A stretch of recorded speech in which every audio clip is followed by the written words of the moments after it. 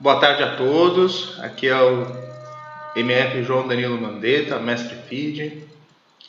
Eu prometi gravar uma série de vídeos, tá, de análise de partidas de grandes mestres, algumas partidas minhas também, para divulgar as minhas aulas de xadrez, tá? E eu vou começar hoje, aqui esse é o meu primeiro vídeo, tá, de divulgação.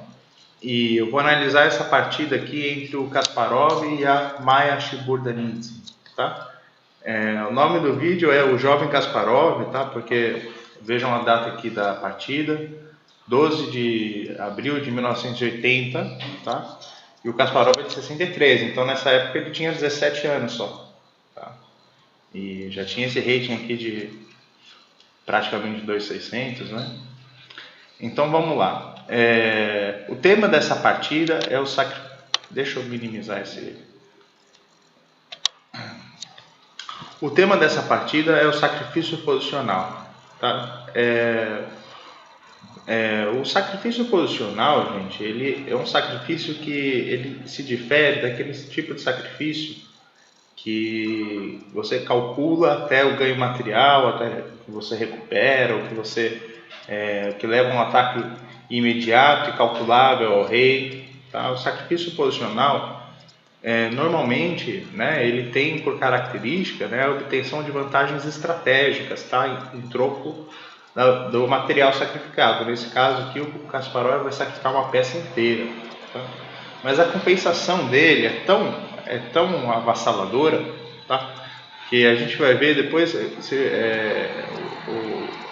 Eu coloquei no engine, tá, a vantagem dele com uma peça a menos era de 7 pontos de vantagem, ou seja, está com uma peça a menos, mas é como se ele tivesse com 2 peças a mais na posição. Tamanha a compensação posicional. Tá?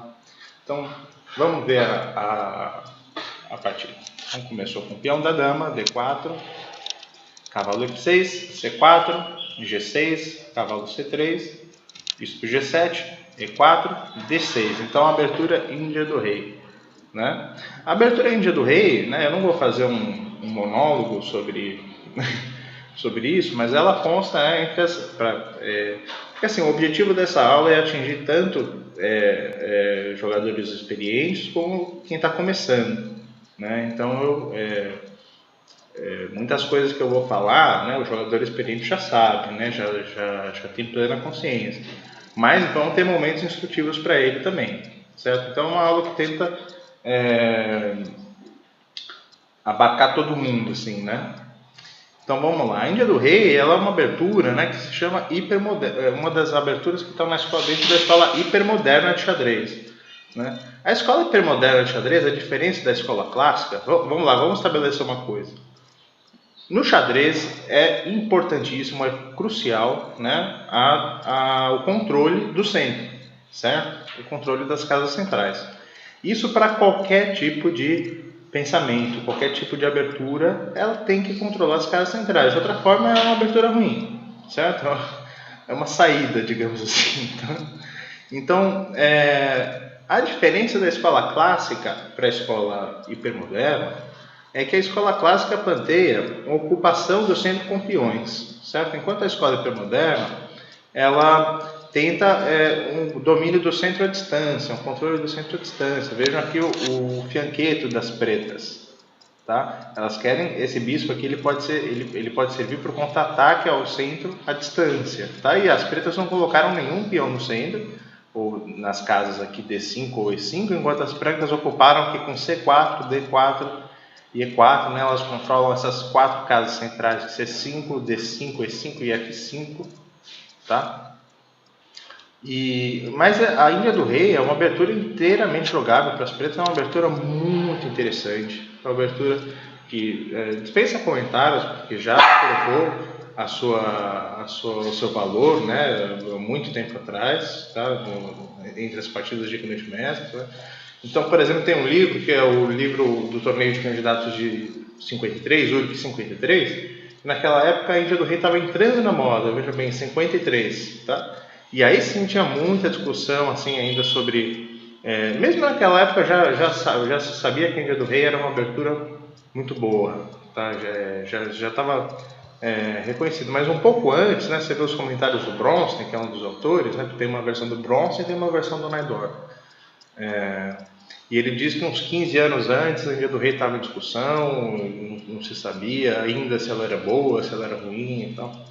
Bom, vamos lá. Então aqui as brancas jogaram cavalo F3, que é a variante mais clássica, tá? Cavalo F3. Outras opções são, por exemplo, o F3, né, que é a variante da Semish, tá? Ou o ataque dos 4 peões aqui com F4. Existe a opção também de jogar com fianqueto, tá? Mas acho que aqui nesse momento o G3 não é tão legal. Acho que teria que ter jogado antes, tá? Um cavalo F3 em vez de E4, G3 e só mais tarde com E4. Mas, então o Kasparov ele decide pela variante mais clássica, né? Cavalo F3, que mesmo assim tem várias variantes dentro, vejam bem. Tá? Então, cavalo F3 não é uma linha particular, tá? É o começo de uma que vai abrir em várias direções, tá? Da abertura. Então, vamos lá. Roque, bispo E2 e E5. Esse aqui é o lance mais crítico, né? Outras opções para as pretas, por exemplo, cavalo A6 é uma variante moderna, né? Cavalo BD7, um pouco mais passivo, mas também é jogável, tá? Também tem essas possibilidades, mas o E5 é o lance mais crítico, né? E aqui o Kasparov respondeu com bispo E3, que é a variante Gligoric, tá? Quais são a Gligoric não é uma das linhas principais, tá? Aqui a linha principal é jogar roque, né? E agora cavalo C6, D5, cavalo E7, e aqui duas variantes que eu vou mostrar, né? Assim, aliás, só vou citar, né? Não vou analisar nenhuma delas. A primeira é cavalo E1, que é a variante mais clássica de todas, que é a Mar del Plata, tá? E essa variante leva a um ataque, um tipo de posição que se chama, tem um livro com esse nome, né? Não sei se todo mundo usa esse nome, tá? Mas é um tipo de posição que eu chamaria de posição de maiorias qualitativas, tá? Depois de cavalo E8, né? Aqui bispo E3, as pretas vão, cavalo E8, né? As pretas estão preparando a ruptura F5, né? Ruptura clássica da Engenharia do Rei.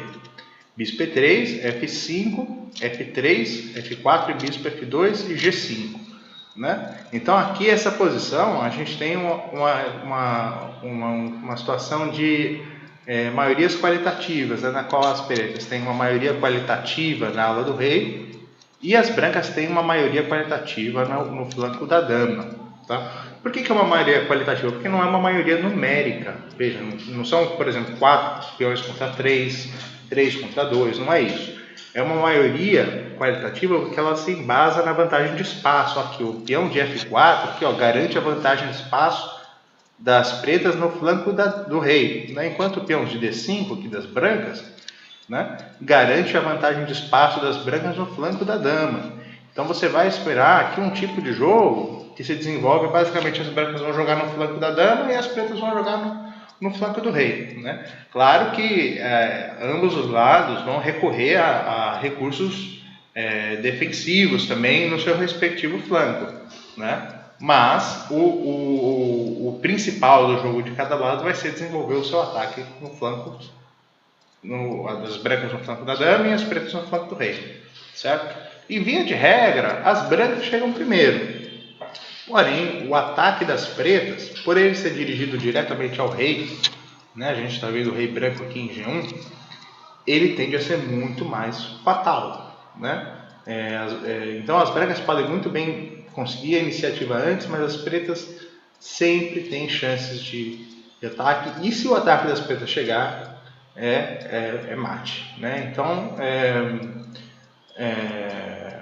é compreensível que o Kasparov tenha desviado dessa variante, tá? Eu particularmente não sou muito fã para as brancas, tá? Porque eu acho que além de ser perigoso, é muito teórico, né? Hoje em dia a teoria de abertura está muito desenvolvida aqui, certo? Então você tem que decorar muito lance, tá? Muito lance. E eu prefiro jogar com planos, né? Eu prefiro uma posição que eu conheça mais ou menos os planos principais, as ideias principais, e que não seja muito teórica, né? Quando eu vou escolher uma abertura, né? Eu Não é que eu não vou jogar uma coisa que não seja teórica, porque se alguma coisa não é nada teórica, provavelmente ela não é boa, certo? Se não tem uma discussão teórica, é porque essa posição não se sustenta, né? Então, algo de teoria a gente precisa, é inevitável, a gente vai ter que saber. Agora, uma posição que vai se decidir pelo decoreba já é outra história, né? Então, eu particularmente prefiro usar outras variantes, né? Aqui uma outra, além do cavalo E1, né, a variante mais ao plato, é o B4 aqui, que é o ataque da baioneta. Também é super teórico, também é muito interessante, tá? As partidas são muito legais, tanto numa variante como na outra, tá? Só não sei se é muito divertido estar jogando uma partida tão teórica, tá? Mas a análise dessas partidas é muito legal, é muito instrutiva também. E não, você pode esperar partidas bem agudas, tá? Bem interessantes. Bom, é claro que você também tem, o iniciante tenha se perguntado, né? Se o E5 aqui, veja, as brancas têm 2 ataques no peão, né? O peão aqui de D4 e o cavalo F3, e as pretas têm uma defesa só. Será que as brancas não podem capturar esse peão, simplesmente ganhar esse peão? Vamos ver. D por E5, agora dama toma D8, né? Torre toma D8 e cavalo por E5. Só que agora, né? Vejam bem, as pretas têm esse raio-x aqui, ó, do bispo de G7 sobre o cavalo de E5, né? Então elas dispõem nesse momento desse contragolpe aqui, cavalo por E4, retomando o peão de volta, e quando cavalo por E4, bispo captura de volta o cavalo, e vocês vejam bem que agora o material está igual, né? Ó, as pretas têm 6 peões, as brancas têm 6 peões, e a posição das pretas é bem ativa aqui, né? Esse bispo aqui de E5 é particularmente forte, tá? Então essa é uma variante que é de igualdade, tá? As brancas não entram mais nisso, pelo menos quem está querendo jogar para ganhar não vai entrar nesse tipo de variante, tá?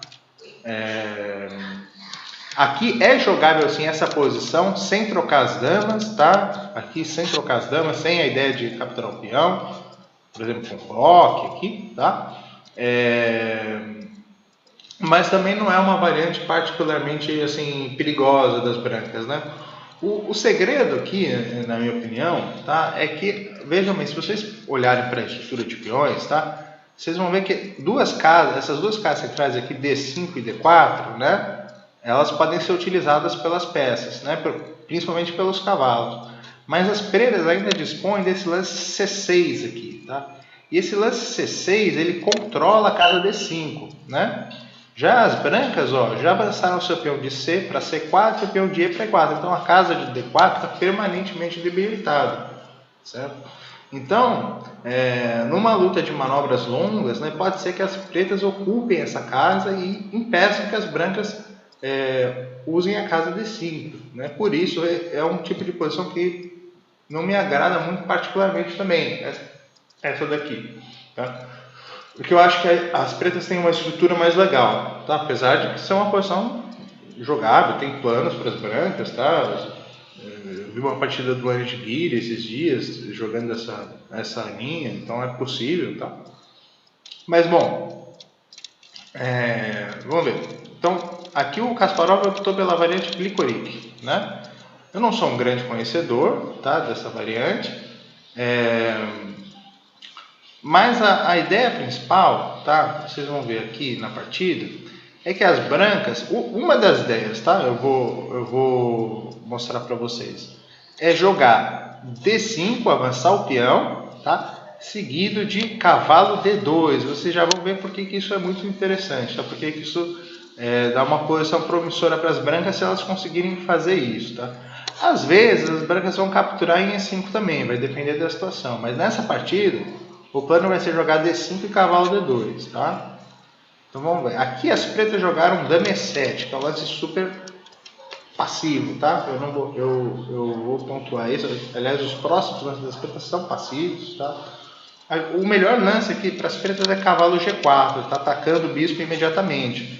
As brancas, apesar do bispo estar defendido, que eu vou falar para o iniciante, né? Esse bispo aqui é o bispo de 3, é um bispo de ouro para as brancas, tá? Um bispo que controla as casas pretas, né? Os peões brancos aqui de E4 e C4 estão colocados em casas brancas. Isso pode querer dizer que elas possam vir a ter debilidades em casas pretas, tá? O bispo de E3 é o bispo que segura essas casas, tá? É o bispo bom, né? A gente diria, tá? Pela estrutura de peões. Essa regra de bispo bom e bispo mau, a partir da estrutura de peões, ela tem exceções, tá? Mas ela é muito útil para a gente se guiar também. Também o conceito de fraquezas em casas, em complexos de casas pretas ou casas brancas, tá? A gente ainda vai ver muito esses temas, tá? Se vocês quiserem fazer aula comigo, assim, de verdade, tá? Desculpa o latido dos cachorros. A gente vai falar demais esses temas, tá? Então vamos lá. Então cavalo G4 aqui seria um lance mais ativo, tá? Em geral o xadrez, um bom xadrez é o xadrez ativo, tá? Eu fiz um post até no Facebook esses dias que o xadrez é um jogo agressivo, né? O xadrez é um jogo, é uma guerra, né? Então lances passivos, né, não levam a nenhuma vantagem, tá? Eles conduzem a um jogo inferior, tá? Mesmo quando você está se defendendo, né, a melhor defesa costuma ser agressiva também. Você precisa estar sempre de olho no contra-ataque, né? Porque uma defesa passiva, via de regra, não funciona, tá? São raríssimos casos que uma defesa passiva vai funcionar, tá?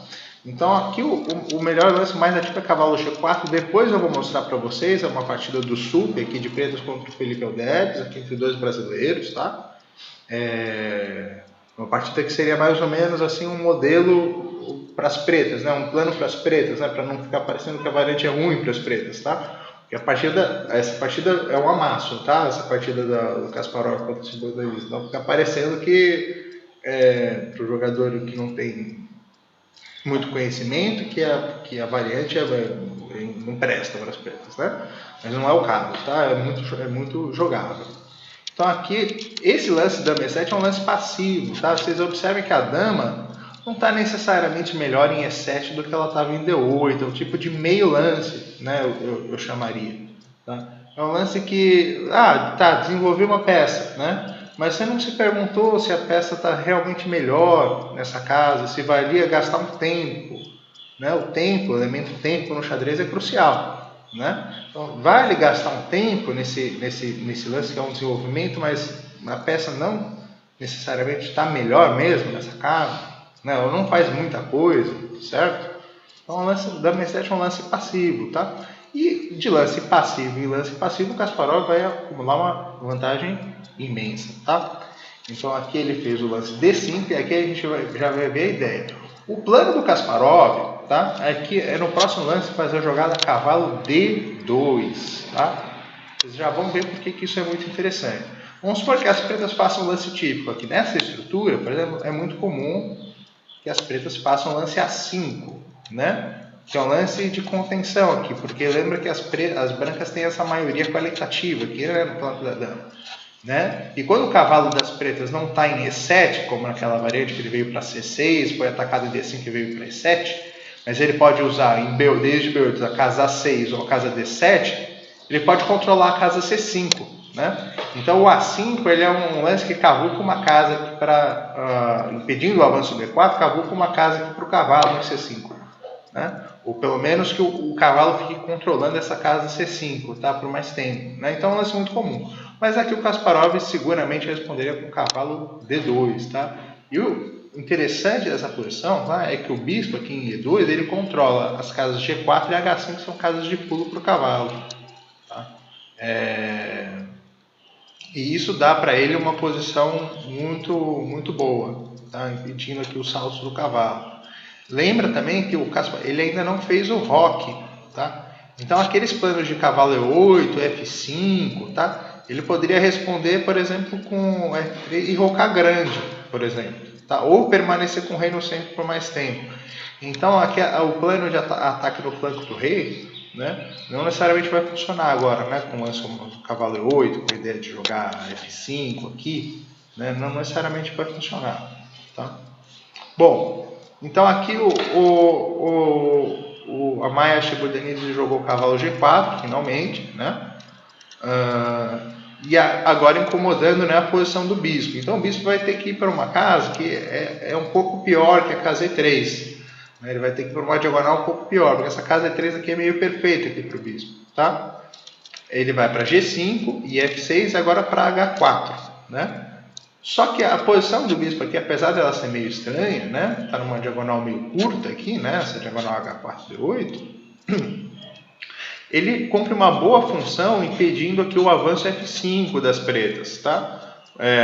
Porque a dama está nessa casa aqui, E7, né? Então essa cravada aqui dificulta muito o avanço F5 das pretas, tá? Então vamos ver aqui como seguiu. A Maia Shibordanizi jogou H5, tá? Aí o Kasparov expulsou o cavalo aqui com H3, cavalo H6, mas vocês vão ver que a ideia não é simplesmente expulsar o cavalo, tá? É bem mais legal que isso. Bom, e agora o lance cavalo D2, tá? E agora a gente começa a perceber, né, qual que é o plano do Kasparov, né? Aqui vocês percebam que ele não tocou ainda, certo? Os iniciantes, né, os jogadores até intermediários, costumam escutar que a gente precisa fazer sempre o rock rápido, né? O rock precisa ser feito a qualquer custo, muito rápido na partida, né? E isso é uma verdade para muitas posições, tá? Para muitas posições. Só que, se vocês perceberem aqui, a estrutura de peões, né, nessa partida, ela tem um caráter mais fechado, né? Ela tem um caráter fechado. Então, não existe nenhuma possibilidade do centro abrir aqui, né? Ou pelo menos no curto e médio prazo, certo? Então, isso com o centro fechado, né, com a impossibilidade de abrir o centro, isso significa que o rei não corre nenhum tipo de perigo, né, no centro. Né? Normalmente, qual que é o objetivo do rock? Você coloca o rei em segurança, né, e conecta as torres. Né? Aqui também ainda não tem nenhuma coluna aberta, né, na posição. Então não é tão urgente também conectar as torres. Tá? E o objetivo do Kasparov, aqui nessa posição, isso que é o legal, é fazer o lance G4 aqui, que é um lance agressivo aqui de ataque no flanco do rei. Veja só que interessante nessa variante, que devido aqui à passividade do jogo das pretas, né, as brancas, que como naquela linha que eu mostrei para vocês, que é a linha da Mar del Plata, né, muitas vezes levam um ataque, né, de uma tempestade de peões no flanco do rei, pawn storm, né, se diz em inglês.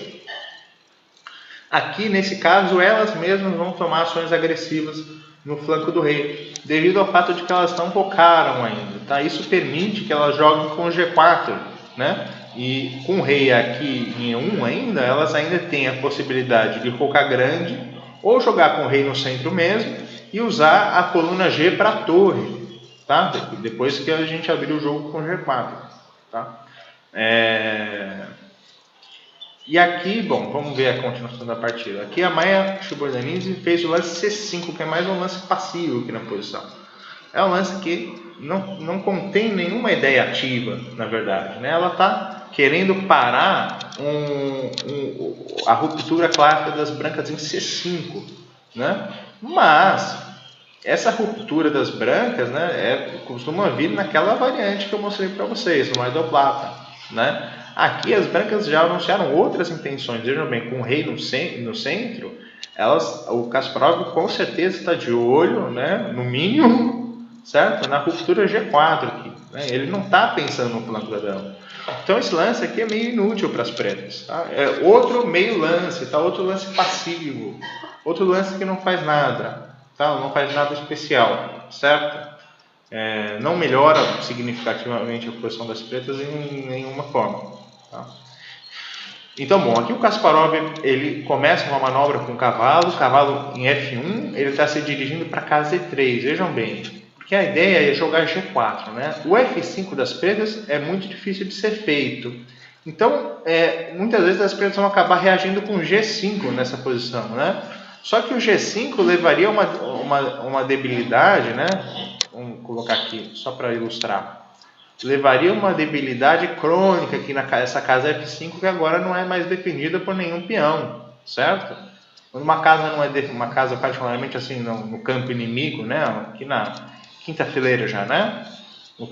bem dentro do campo inimigo, já não é defendida por nenhum peão, essa casa se torna um posto avançado para as nossas peças. Tá? E aqui o cavalo F5 seria particularmente forte, né?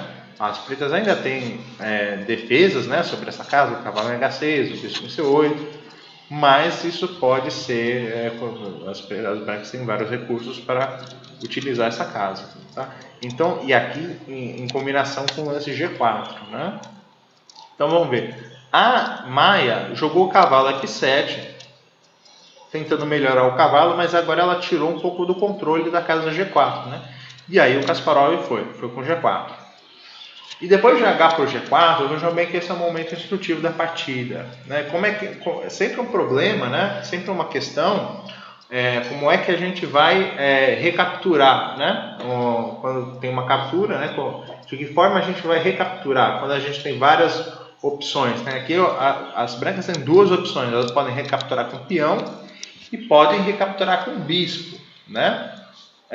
Veja bem, qual que é o dilema? Se eu tomo de peão, eu estou seguindo que conceito aqui? Vamos ver aqui. O Kasparov tomou de bispo, que é muito melhor, tá? Eu só vou mostrar para vocês aqui uma coisa.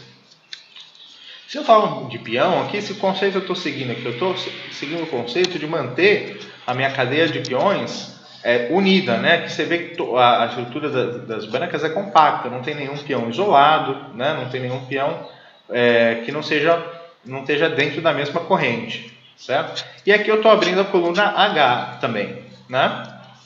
Com esse lance. Agora vamos ver as vantagens do lance bispo toma G4. Bom, aqui lembra que eu falei para vocês, né? A estrutura de peões, né? Peões em casas pretas aqui das pretas, a gente pode observar, né? E o bispo lá em C8, né? Então seria o bispo bom das pretas, o bispo que protege as casas brancas, não é mesmo? E a gente já viu que depois de um lance como G5, essa casa F5 vai ficar terrivelmente enfraquecida. Com a troca dos bispos, isso vai se acentuar ainda mais, né?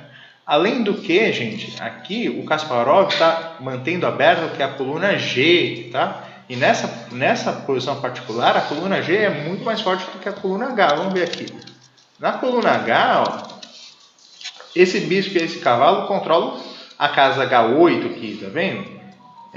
Além do que seria difícil eu passar minha dama para o ataque aqui, a dama em H3, não seria tão fácil, né? Porque ele pode jogar um G5 e o meu bispo fica em G3, bom, vai demorar para minha dama passar, né? E eu tenho controle aqui da casa H8, então não é tão simples assim lançar um ataque de mate, né?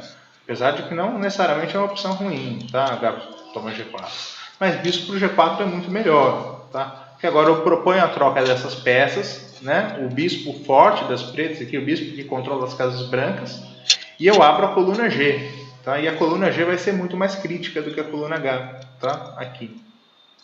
Bom, e aqui as pretas reagiram com G5, né? Que deve ser um erro, mas aqui a posição já é difícil das pretas, né? Devido àqueles dois lances passivos que eu assinalei, o dama E7, o C5, tá? Bom, jogaram G5. Aqui, por exemplo, um lance como o cavalo H6, né? Atacando o bispo, eu posso trocar os bispos, jogar a torre G1 e aqui vocês veem a força da coluna G, né? Eu tenho esse ataque aqui muito forte sobre o ponto G6. Se um dia esse peão avançar, olá, né? A casa F5 completamente desguarnecida, tá? Então, bom, aqui na partida as pretas jogaram G5 e agora a gente já vê o problema da casa F5. Então, a primeira coisa que o Kasparov fez foi tomar o bispo de C8, né? Depois de torre por C8, ele não voltou o bispo para G3. Ele não voltou o bispo para G3. Que não seria um lance ruim, tá? Seria um lance bom também, mais assim conservador, mas seria bom.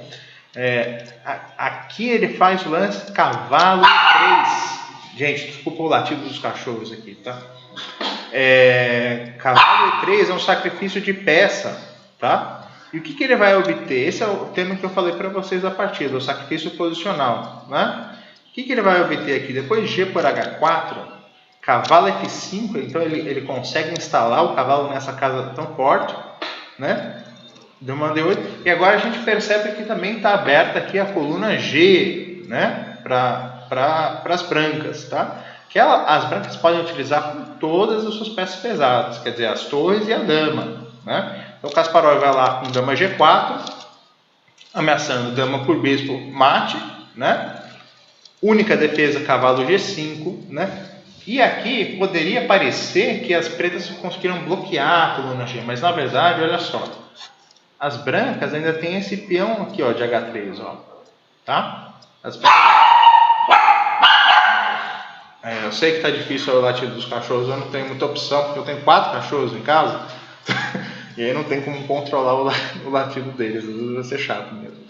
Bom, então aqui as brancas têm esse peão de H3 aqui, e depois que elas capturarem, né, esse peão de H4, o próprio peão delas vai poder andar para H4 e expulsar o cavalo de G5, tá? E de novo a coluna G vai estar aberta, certo?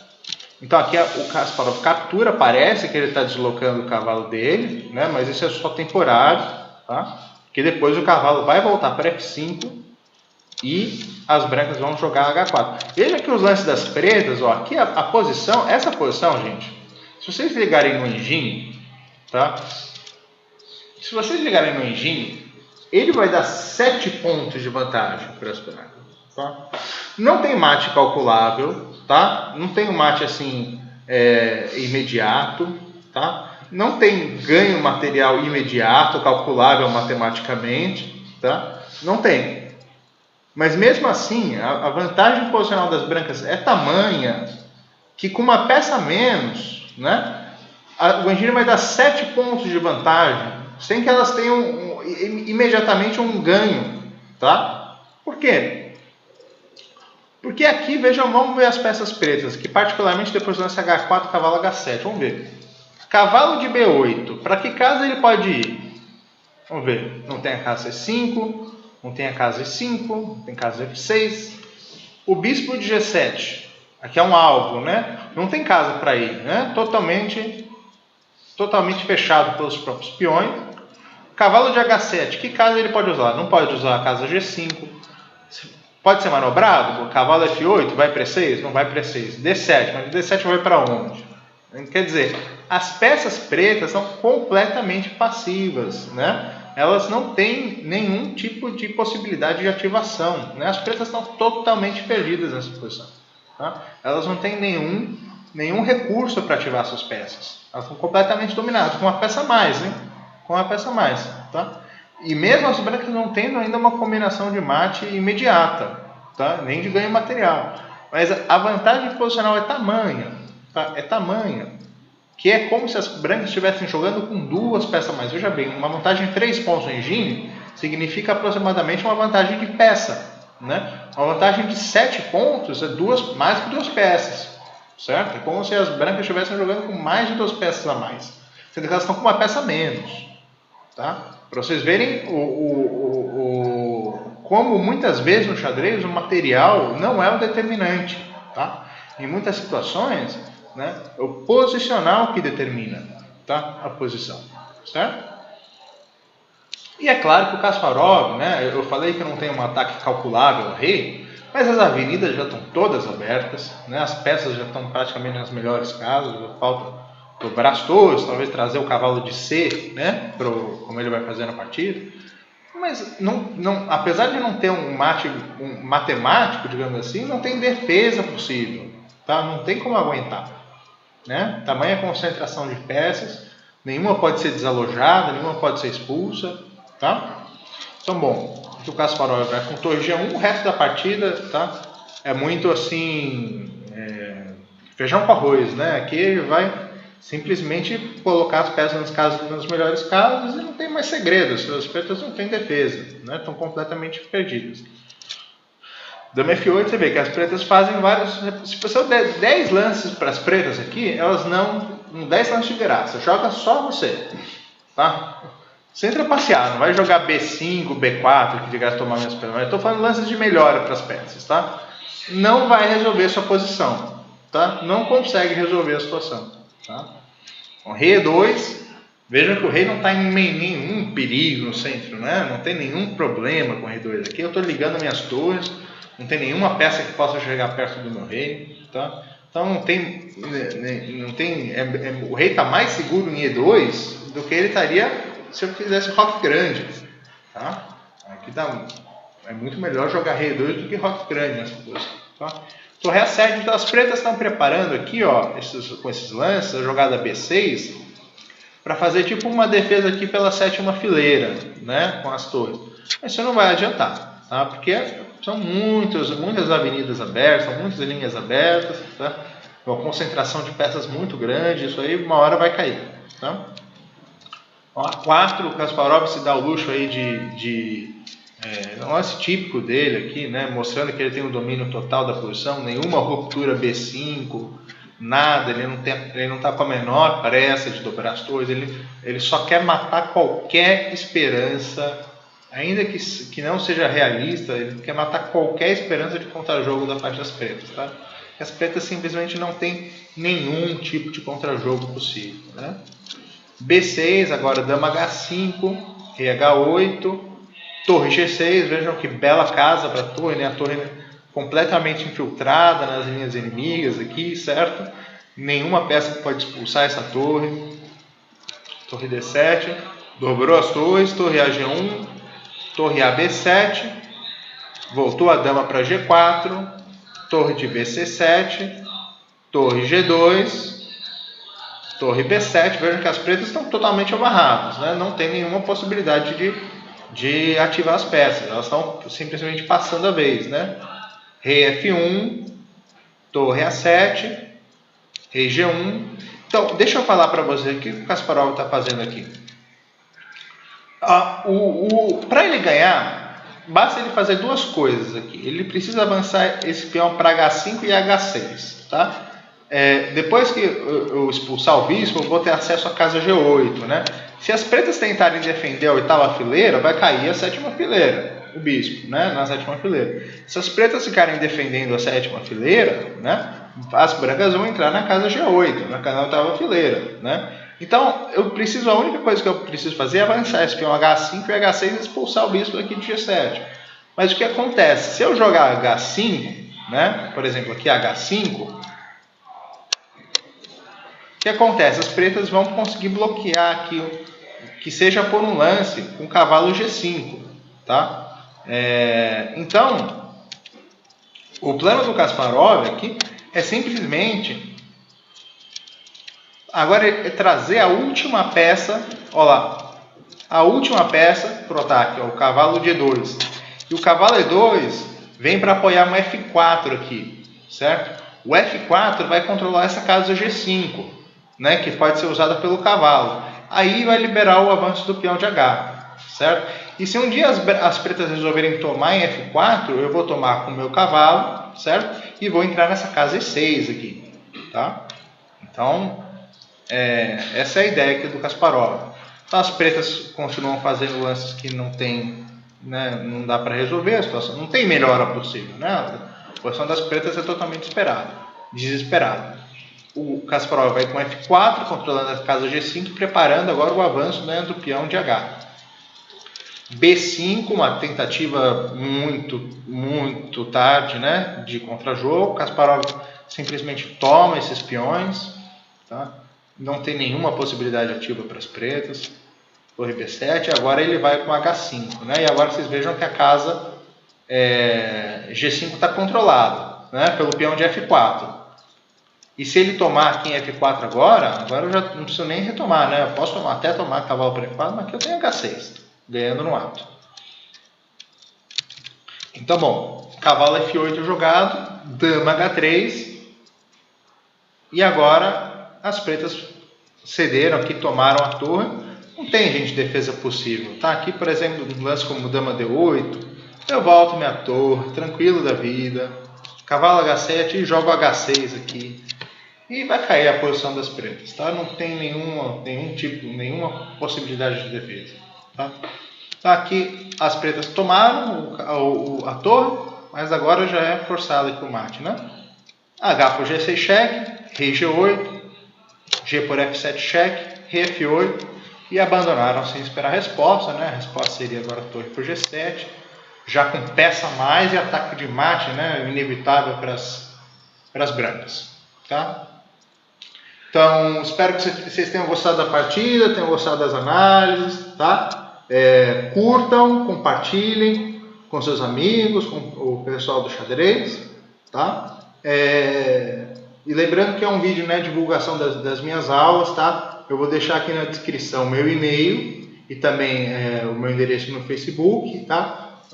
Para vocês, se estiverem interessados, me contatarem para fazer aulas de xadrez, tá? Essa aqui foi uma aula assim, mais para todo mundo, né? Uma aula que abarcasse assim, todos os públicos, né? Uma aula particular, né? Vai ser uma aula direcionada para você, tá? Vai ser uma aula específica para você, né? E a gente vai treinar tudo: a abertura, meio jogo, final, a conexão entre a abertura e meio jogo e o final, certo? Estratégia, tática, tudo, certo? A gente vai fazer um treinamento completo de xadrez, certo?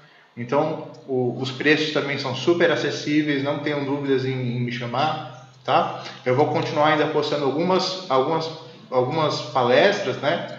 Para vocês terem uma noção aí de como que eu trabalho, tá? Como que eu analiso, tá? Vou continuar com algumas partidas de GMs, partidas clássicas, partidas minhas, tá? Vou deixar esse conteúdo aí na internet para vocês, tá bom? Um abraço. Então, por favor, curtam, compartilhem, né? Enviem para os amigos, pessoal do xadrez, tá? E espero que vocês tenham gostado. Boa tarde a todos.